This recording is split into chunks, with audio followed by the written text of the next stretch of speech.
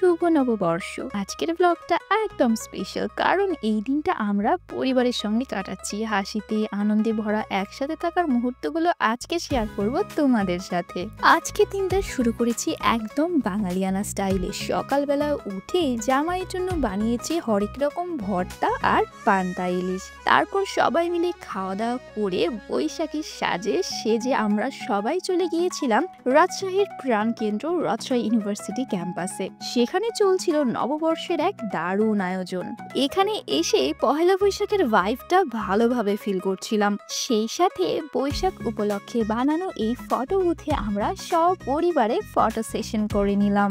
এরপরে আমরা চলে যাই রাজশাহী চারুকলা ইনস্টিটিউটে।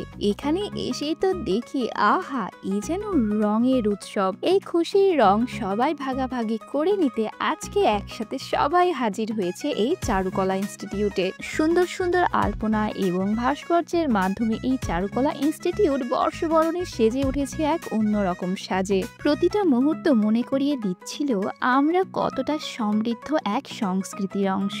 আমরা চাই নতুন বছরের এই আনন্দ ছড়িয়ে যাক সবার মাঝে। শুধু তো দেখলেই হবে না, নতুন বছরের রং তো গায়েও বাঁধতে হবে। তাই তো আবার অরিন এখানে বসে পড়েছে আলপনা করতে। কি কেমন হয়েছে আজকের এই দিনটা? আমার জামাই আর বাচ্চাদের নিয়ে পুরো পরিবার মিলে আমরা এনজয় করব, কারণ আমরা চাই নতুন বছর শুরু হোক ভালোবাসা, হাসি আর অনেক আনন্দের মাধ্যমে। আর আমার ছোট্ট সেহেরিসের যেহেতু এটা প্রথম নববর্ষ, তাই তো আমরা সবাই মিলে বের হয়ে পড়েছি আজকের দিনটা স্মরণীয় করে রাখার জন্য।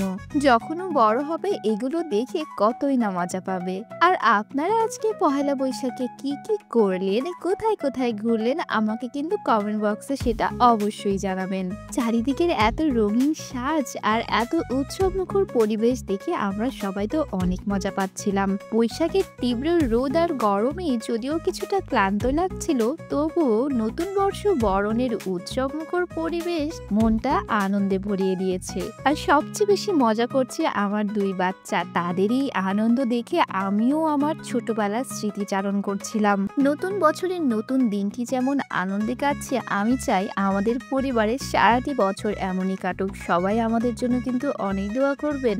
এই গরমে আইসক্রিমের দেখা পেয়ে মা মেয়েতে মিলে একটি আইসক্রিম খেয়ে নিলাম। বৈশাখ মানে পরিবার, আনন্দ আর ভালোবাসার মিলন মেলা। নতুন বছর শুরু হোক নতুন গল্প দিয়ে। নতুন বছরের প্রথম দিনের মতো প্রতিটি দিনই যেন হয় সবার সুন্দর। নববর্ষের আজকের এই আয়োজনের অন্যতম আকর্ষণ ছিল ছোট ছোট এই স্টলগুলো, যেখানে রয়েছে মেয়েদের সাজসজ্জা থেকে শুরু করে বাচ্চাদের খেলনা এবং সংসার সাজানোর হরেক রকমের জিনিস। বাড়ি ফেরার পথে হঠাৎই দেখা হলো এই বরকনের সঙ্গে। আজকের আমাদের এই নববর্ষ উদযাপন যদি আপনাদের ভালো লেগে থাকে তাহলে অবশ্যই লাইক কমেন্টস করে আমাদের পাশে থাকবেন।